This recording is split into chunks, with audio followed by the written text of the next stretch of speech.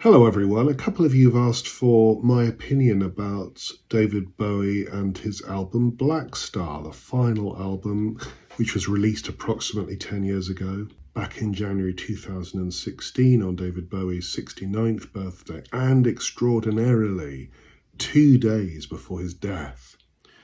So the release of the album, which was certainly an exciting event, was overshadowed almost instantly by his death. And then it became very clear that the album itself was a sort of extraordinary final testimony. It was Bowie signing off and very deliberately writing an album about his own death, which is really something remarkable. I can't think of anything quite like that in the history of music, except one other piece of course. Very famously, Mozart in 1791 was commissioned by the mysterious stranger, who was in fact a fellow called Count Franz von Walsegg, an aristocrat who sent an emissary in black clothes. I think he even had a mask on. Certainly according to Amadeus, he had a mask. Amadeus is not a particularly accurate film, marvellous though it is.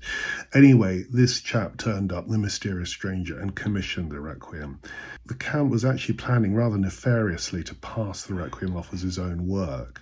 So it's a very strange tale, and Mozart, who was right in the middle of completing the Magic Flute and about to compose the opera La Clemenza di Tito for a coronation in Prague, which he had to do in about 2 weeks. Unbelievable workload. Set to work almost at once on the Requiem.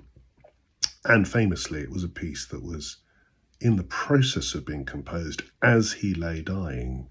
And along with that, Cosima, his wife, maintained that while he was writing it, Mozart began in a very superstitious way to have premonitions about his own death and began to become paranoid about whether he was in fact writing his own Requiem, which in fact was the case.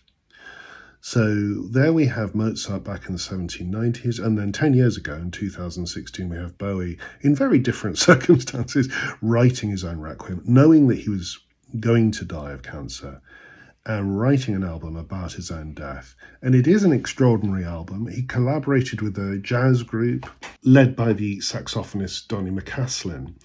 But the songs are magnificent and strange, mysterious.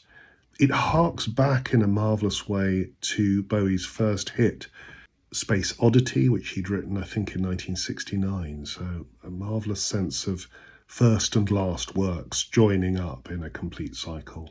I think it's a marvellous album which you should go and listen to.